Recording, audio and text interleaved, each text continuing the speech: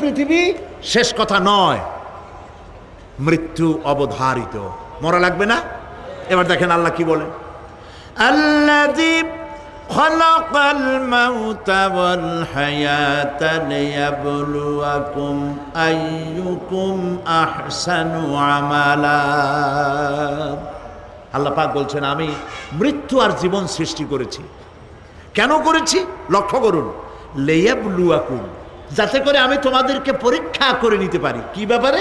আইয়ুকুম আহসানু আমালা, আমলের দিক থেকে, নেক কাজের মধ্য থেকে, ভালো কাজ এবং খারাপ কাজের মধ্য থেকে, আইয়ুকুম আহসানু আমলা, ভালো কাজের দিক থেকে তোমাদের মধ্যে কে উত্তম, কে ভালো মানুষ, এইটার পরীক্ষা নেওয়ার জন্য